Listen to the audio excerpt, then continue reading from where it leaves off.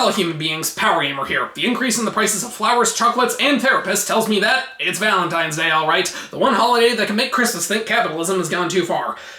I don't have any plans. I mean, I haven't gotten any matches on Tinder lately. Don't know why, my profile is a goldmine. So I think I'll play a game to pass the time, and there's never been a greater story of true love than a brave knight venturing forth to rescue a princess. I mean, it's superficial, but hey, it worked. And we can't do the typical Mario or Zelda. No. Those games have other stuff going on. We need something that is all about saving the princess. And after a lot of searching, I think I finally found just the game. But dang it, this always happens. Well, I guess I'll just go with dragonslair instead. Dragon's Lair, a giant money snatcher that lies somewhere in between slot machines and OnlyFans. This was one of the most unique arcade games ever made in that it felt nothing like a video game. It utilized a laser disc to have high-quality animation similar to that of a feature film, and it really stuck out at a time where most games were just a bunch of pixels. It was conceived by Rick Dyer, the president of a small company called Advanced Microcomputer Systems. He originally envisioned a device called the Fantasy Machine, which he hoped would play like an interactive movie, but his early attempts to market this device failed, so he needed some kind of hook, and he decided on getting it by having the previously mentioned high-quality animation. Said animation was directed by legendary animator Don Bluth, who had previously worked with Disney on films like The Rescuers and Robin Hood, as well as the short film The Small One, and would later go on to direct some big hits like The Land Before Time, Anastasia, and The Secret of Nim, as well as some big misses like Rockadoodle, Titan AE, and A Troll in Central Park. The game had a budget of only $3 million, and it took 7 months to complete. Since most of the budget went towards the animation, they ended up having to use the animators for voice acting, and even Playboy magazines to design the princess. Dragon's Lair was released in arcades on June 19th, 1983, where it was a pretty big hit, which isn't too surprising given that the game really stuck out at the time. Reportedly, tons of arcade machines had massive lines of people waiting to play it, and sadly this led to some issues as after long uses, the laser disc in the cabinet would end up failing, so they had to be repaired or replaced. Reception of the game was a bit mixed upon release, and even more so now. General consensus is that while the animation is incredible, the gameplay left a lot to be desired. Regardless, it ended up getting a sequel, a short-lived cartoon series, and a possible feature film. I heard reports of it years ago, but I have no idea if it's actually still in development. Of course, with this game being so complex, it was impossible to port to home consoles when it first released, so any other version was a completely different game, with the most infamous being the NES version, which is one of the most unfair things ever made. Thankfully, modern technology has solved this problem, as the actual arcade version has been ported to several consoles. I'm going to be playing it on the PS4 as part of the Dragon's Lair trilogy, which comes with the original game, as well as its sequel, Time Warp, and its spiritual successor, Space Ace. I'm spending Valentine's Day alone, as usual, so like any self-respecting loser, I'm gonna replace true love with some lines.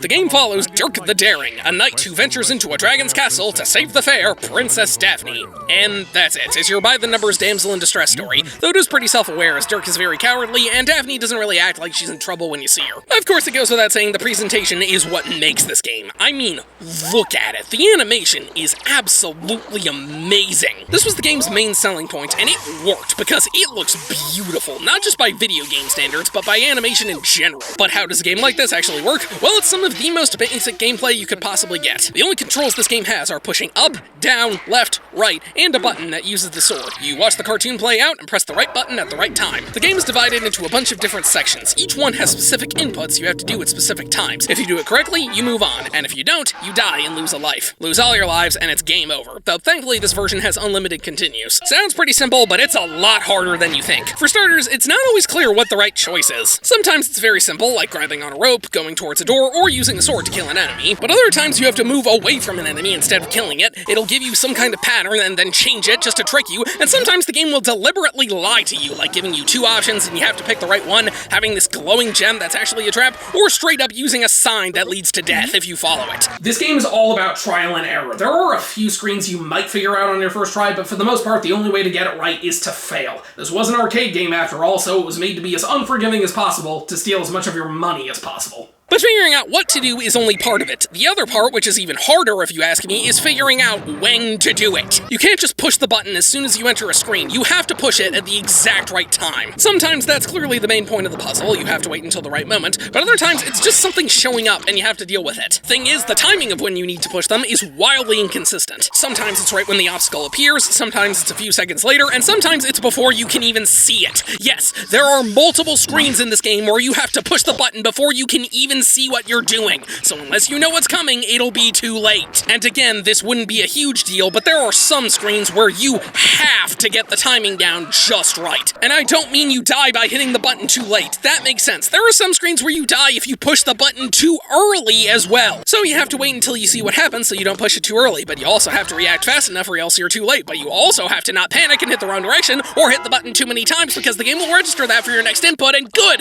God, this is ridiculous. I get this is supposed to be a learning experience, but half the time I have no idea what I even did wrong. And of course, this game isn't just a straightforward path. The rooms you go in are randomized with every playthrough, and when you die, you don't go back to the room you're in, you move on and then have to try the other one again later. So this game isn't just about trial and error, it is all about memorization, as you have to know exactly what to do as soon as you enter the next screen. Now this version does give you some easier options, like a move guide that will tell you what move to make, and a mode that makes it so you always respawn in the room you died in, but that's not how the arcade version worked, so that's not what I'm doing here. Dragon's Lair is stupidly hard, and I would say it's not worth playing, but honestly, dying is half the fun of this game. Almost every hazard in this game has a unique death animation to it, and seeing all the different ways you can die combined with Dirk's cowardly screams is legitimately hilarious. Most of them involve him just falling, but he also gets eaten, burned, tied up, shocked, decapitated, bashed in the head, crushed, slammed into a wall, and wait, did I just say decapitated?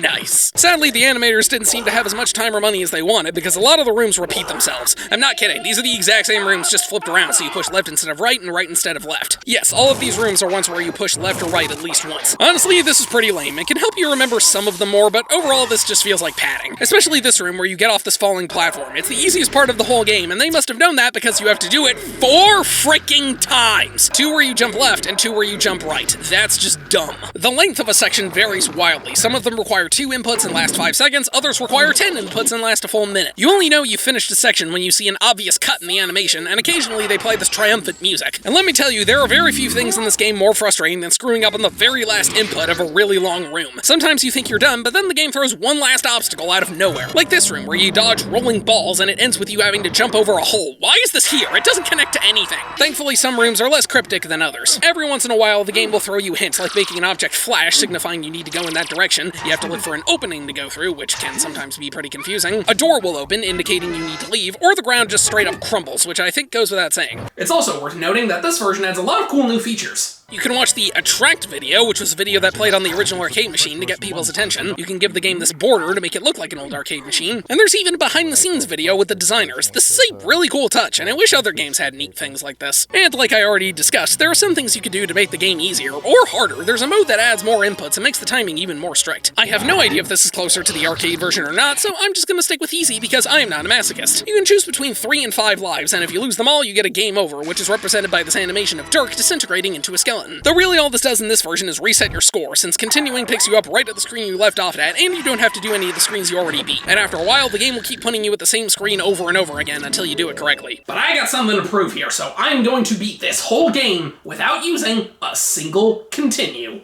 Let's do this. Alright, first screen, gotta swing across these ropes, and dang it, I pressed it too early. Not a great start, but whatever. Do not drink the potion, just go through the door. Okay, this one's simple. Move, sword, move, sword, move, sword. Just gotta jump off the platform, nice and easy. The Black Knight, just move in the opposite direction of these spikes. Here, go through the spinning balls, attack, then leave. Okay, gotta deflect the weapons, then dodge the anvil, back to slashing. Ugh, this room. Just mash the sword button to kill the snakes, then climb the rope. Ugh, not this one. Just attack, then move. You can't waste any time here. Alright, so far so good. Side, forward, side, forward, side, forward. Kill the spider, then side forward. Attack the bats, then run. Jump, kill the big bat. God, I hate these things. Alright, this one's easy. Just keep moving right and you're good. The platform again, and the ropes again. I got it this time. Get on the horse and dodge the fire. It alternates until you see this wall. Up, skull room again. Nailed it. Third platform jump, rolling balls. Just gotta wait for each color, but not too long. Then don't forget the hole at the end. This one again. Still got it. Here you get blown around by the wind. Don't fall for the diamond, just leave. The cauldron room. Dodge, attack, then get out. This one. Move to the side, attack only once, then go for the hole, not the chain. I hate this one. Forward, kill the bats, right. Okay, we're good. This one's simple. Go through the opening on the floor. You just gotta be patient. Not this. Okay, jump back, wait for the fire to go out, then go up and left. Fourth platform. Glad I'm done with these. Okay, here, just jump through the wall. Horse again, no issues. This one's long, but it's really easy. Just go through the openings and grab the chain at the end. This is a short one, just go right twice. This one you gotta, dang it! Whatever. Avoid the lizard king, follow the floating pot. I have no idea what I'm doing, I'm just mashing up and down. It worked. Here again, I got this. Tentacles. Ugh, thank God Dirk is a guy. Slice it, jump, go down, wait for the tentacles to appear before going on the table, then out the door. Nice. This one's simple, go right once and then keep going left. We're at the dodging one again, no sweat. Lightning floor, I got this. We are almost done. Crap. Use the sword, wait until the camera changes, then just keep going forward. What the hell did I do wrong there? Okay, we're back at the ropes. This time I got it. We're back here again. Wait for the lightning, go up, jump through the door before it closes, then wait for the lava geyser. Alright, this is the last one. Just don't screw it up. Yeah, I did it! And here's the final level. You just need to... Okay, I screwed that up. Let's try that again. Crap.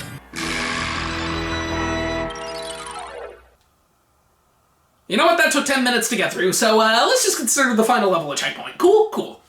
Anyways, the final level is inside the dragon's chamber. Grab these things so he doesn't wake up, but he wakes up anyway. Avoid his fire, then grab more of them. Why does he have these? Then Daphne talks to you, and you say she was inspired by Playboy models, eh? Please save me. The cage is locked with a key. The dragon keeps it around his neck. I'm sure this made many kids confused. This level is annoying because it lasts 2 minutes, and every time you fail, you have to start the whole thing over, including Daphne's talking. You're lucky you're sexy, or I would be very pissed off right now. Daphne's trapped inside this bubble, so you just need to get the magic sword and kill the dragon. Just move to avoid his claws, go right, hit the button twice to grab the sword and block the fire, hit down for the tail, and sword! Bam! The dragon is killed, Dirk grabs the key, and Daphne is saved. I'm sure they're gonna have a lot of fun together.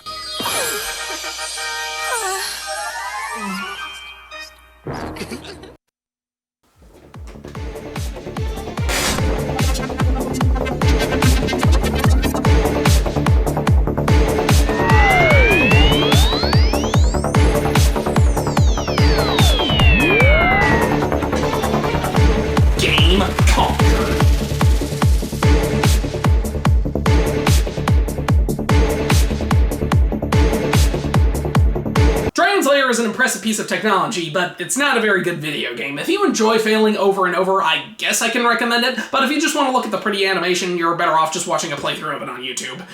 And it's a shame the romance aspect wasn't actually that prevalent, because now it looks like I've wasted another Valentine's Day. Wait a minute. If it's almost over, then that means all of the store's chocolate will be on clearance! I gotta go!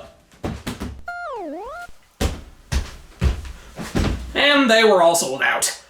They did offer me some other stuff from the clearance bin, but I don't think I can wear those in public. Dragon's Lair, a fantasy adventure where you become a valiant knight on a quest to rescue the fair princess from the clutches of an evil dragon. You control the actions of a daring adventurer finding his way through the castle of a dark wizard who has